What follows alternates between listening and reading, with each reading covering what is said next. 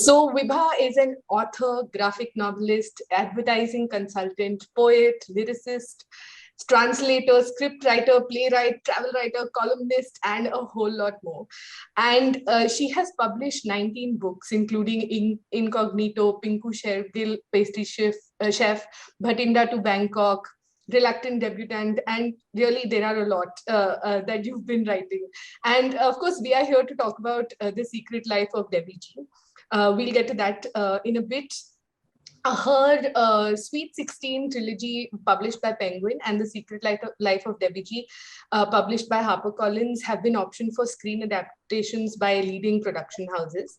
And really, truly, I'm super excited to be talking to you about this book, because I want to start with telling you how much I loved the book. I read it over a weekend and I just loved it. I mean, and I wish I had it when I was in school to read, because it was to just read some bits and things and find those characters that I knew in school. I mean, what's not to love with all the Gilmore Girls references and the teenagers rolling their eyes at their parents, and of course the big Kapur Khandan wedding, and it was just such a fun ride. And first of all, congratulations on this really fun book. Yeah, yay. Thank you so much, Sanjana. But I'm a big girl. If there was something you didn't like, you can tell me. I can totally take it. No, I loved it. There was nothing there was not a dull moment. It was super fun. And in fact, I want to start with asking you a little bit about the main protagonist, Arya. And, she's such a flawed protagonist, which makes her very real. So did you always imagine Arya being, the Arya that made it finally into the book when you started out? Or like, how did her character sort of develop? Okay.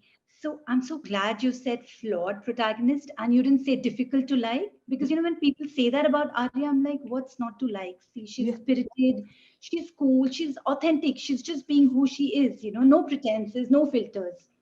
So how did I develop her?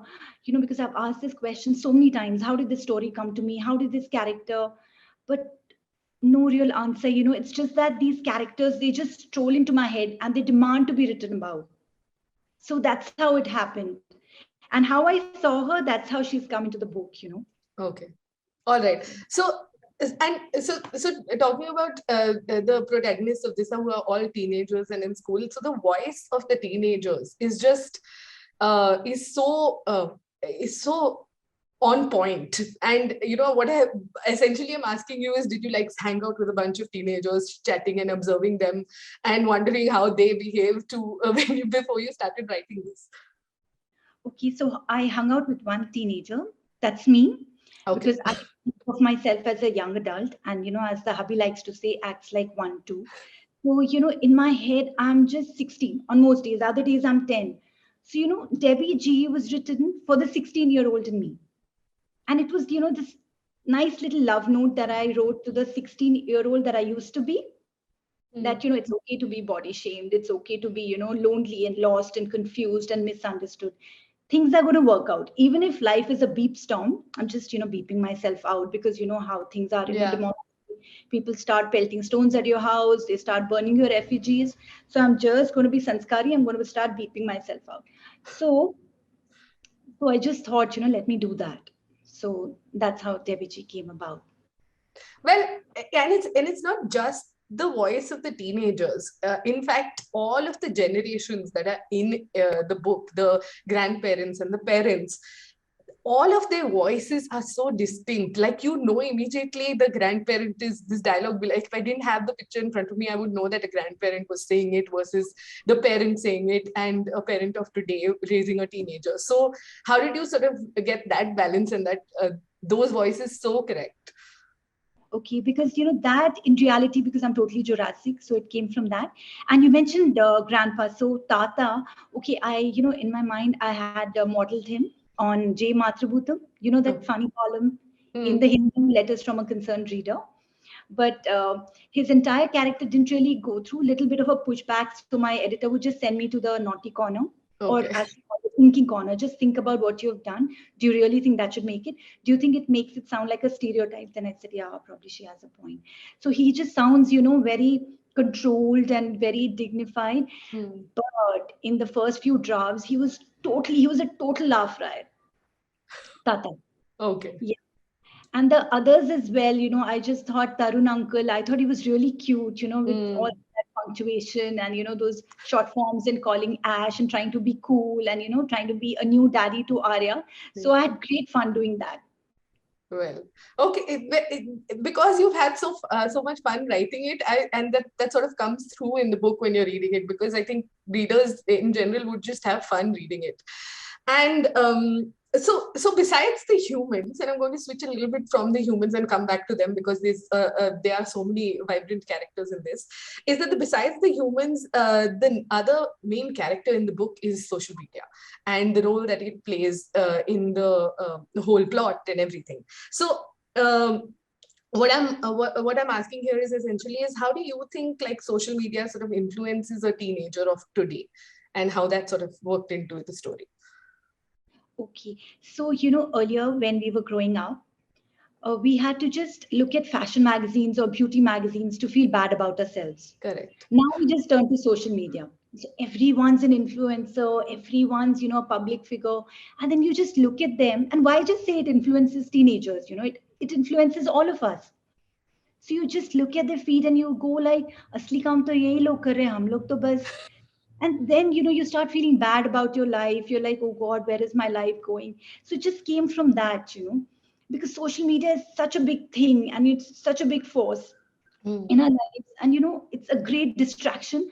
But having said all of that, it's also a very big tool. It's like money, you've got to be the boss of it. If you let it be the boss of you, that's it, finito. So, that's where I was trying to come from, that, it's so amazing when you get all these likes and DMs and comments, and you just start thinking, oh my God, I'm the cat's whiskers and I'm so powerful. But then it just goes away. The next day, just if you look at our followers, the next day, 30, 40, 400 gone. For no reason. You're still posting the same content that you were yesterday, but they're all gone. So, I wanted to put Arya in that situation. How does she deal with that? She started out being invisible, then she became so powerful, and then what? So how does it impact her head? Yeah. I Yeah. was trying. So and talking about the influencer bit of it, because you've looked at the power that it holds, the power that somebody having a voice on social media holds over so many, because the way her school gets made and the way everybody is sort of talking. And so, when you started writing it out, did the whole influence a bit and the and the responsibility that comes with becoming an influencer on social media, did that sort of was that very conscious, the way you put it into the story?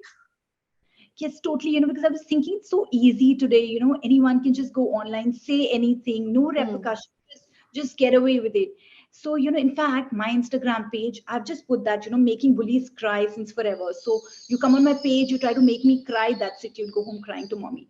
So, this is where I was coming from, that, you can hide behind a screen and, you can say, you can just dish out all the dirt that you want and, say the rudest, meanest things, which you would never in a million years say to a person's face. Unless, of course, you're an Indian uncle or auntie, then anything goes. You'll just say the first thing that comes into your mouth. But for the other folk, so, I was coming from there. Okay. All right. And I thought of her not as an influencer, as a troll. I mean, because she says that. She says, I think of myself as a troll. Probably I should get a verified troll.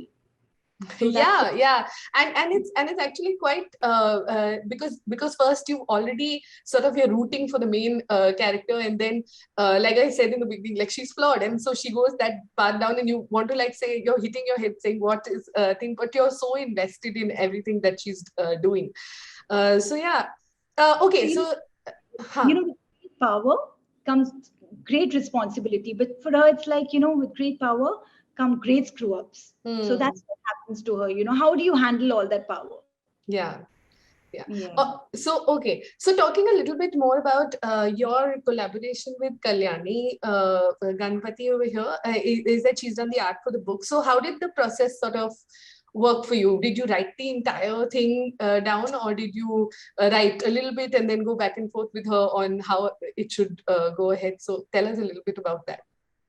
Okay, so it all started, when my editor said, "Can you write a graphic novel?" So I said, "Yes, of course, sure I can," with the enthusiasm of someone who's never written a graphic novel. So she said, "Okay, write and send." So after that, I'm like, "Oh my God, what do I do?" Okay, let me start with research.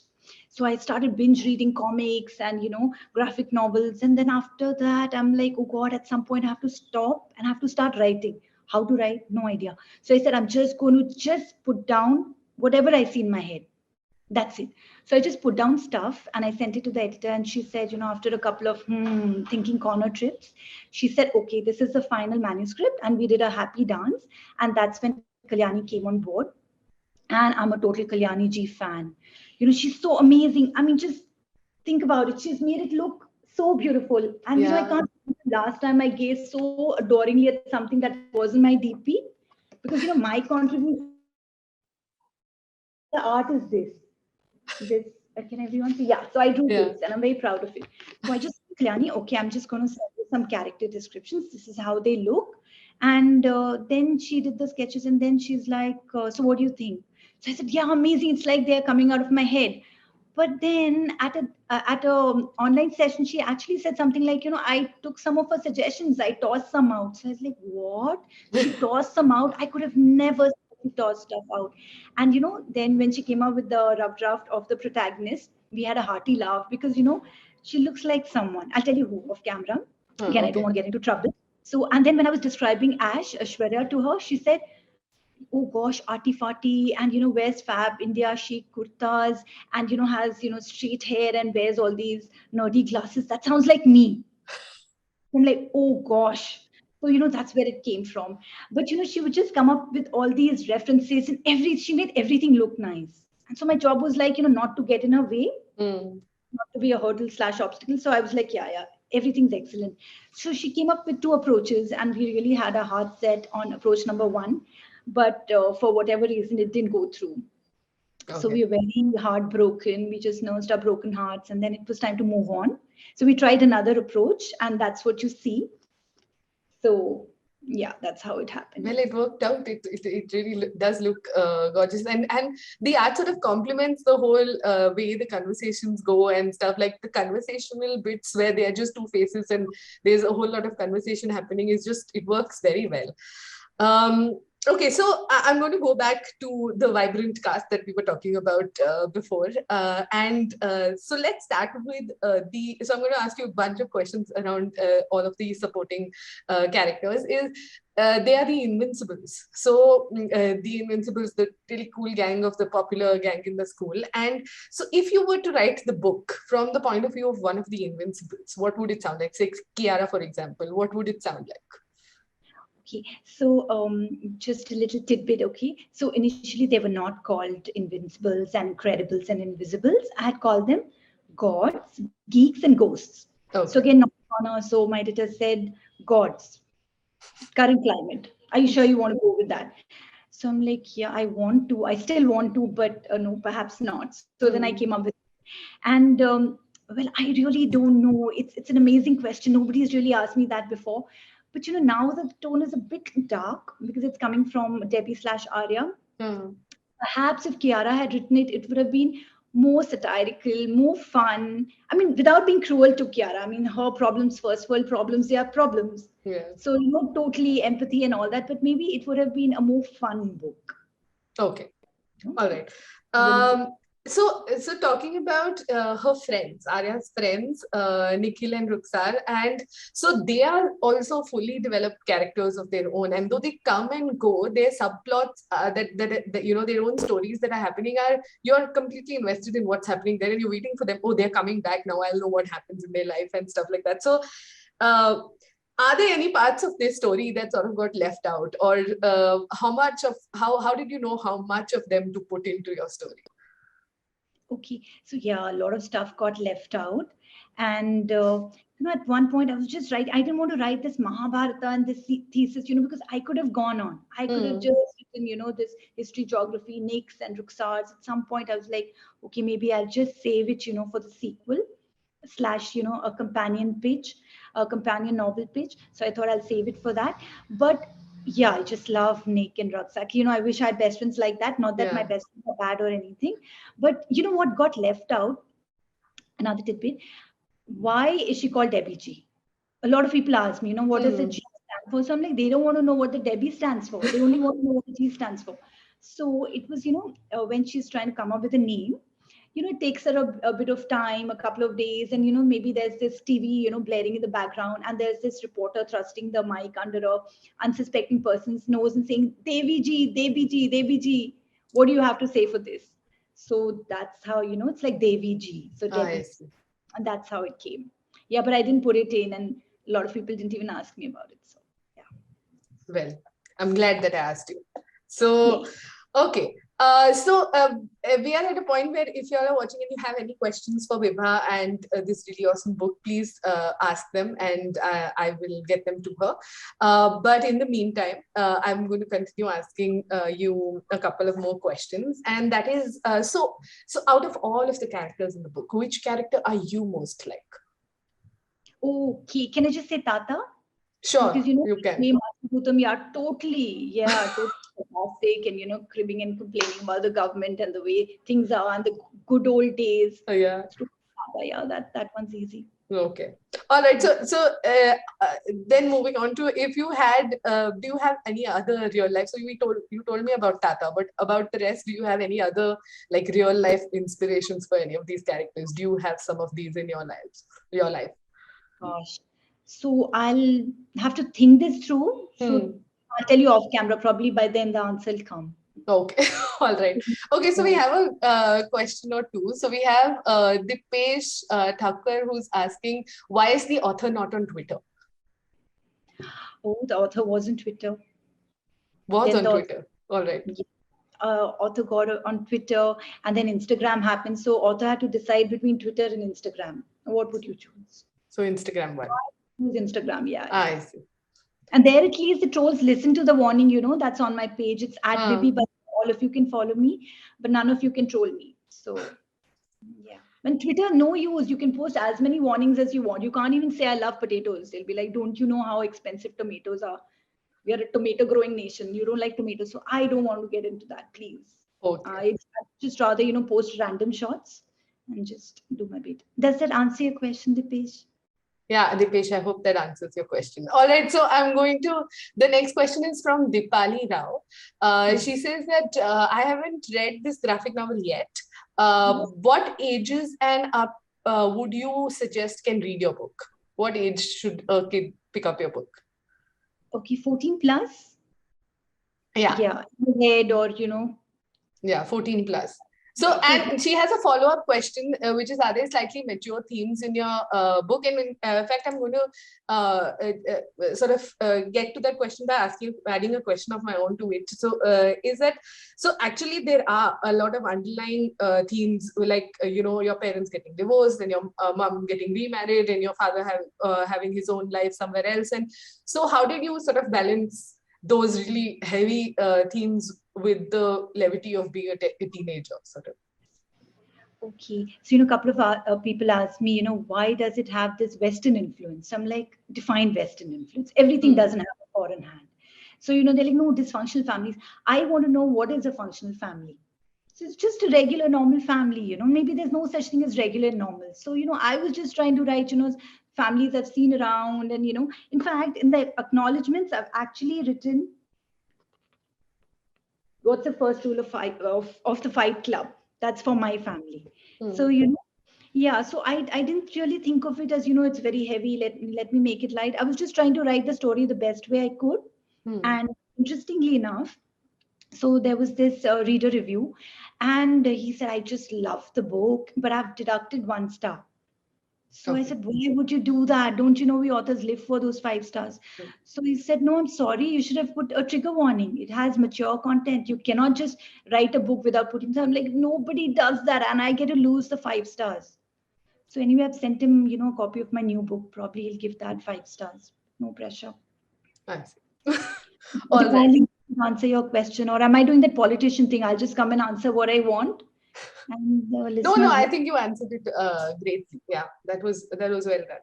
Because really, which is what makes it uh, so relatable, is that you've seen. It's not like you're saying, what is a functional family? At the end of the day, it isn't. And the way the normalcy with which with the book starts out in thing that you immediately know that, you know.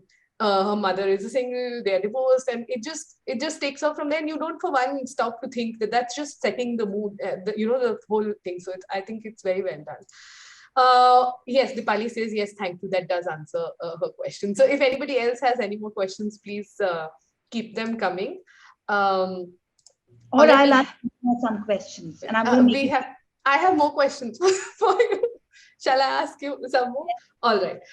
Okay. So talking about a little bit more about the YA genre, the young adult genre in general. So, what would your favorite books be in the by other authors in this genre?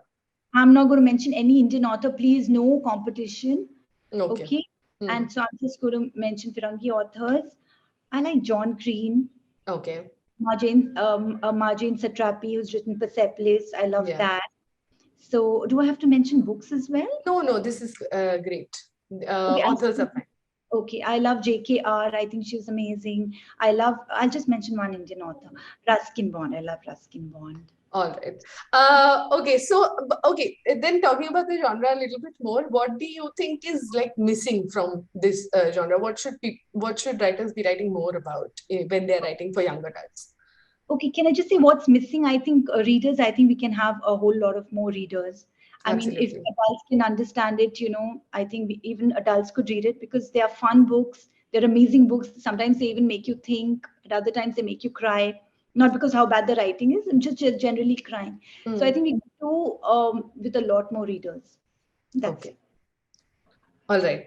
Okay. So tell me, what are some of your writing rituals? Do you have, because you've written 19 books, and how do you have certain ways in which you have to sit at a desk and write, and do you have certain rituals? This is the only way I can write, or does it just happen wherever you are? Okay, so no writing rituals, because, I have a day job and I have a full-time job, that's parenting. So between the day job and full-time job, I'm writing very furiously, but mostly in my head. So, once the book is out there in my head, then I just have to transfer the MS to MS Word. So that's my only ritual. Okay. All right. So this, like you were saying that this was your first graphic novel, and so how is it different writing a novel versus writing a graphic novel?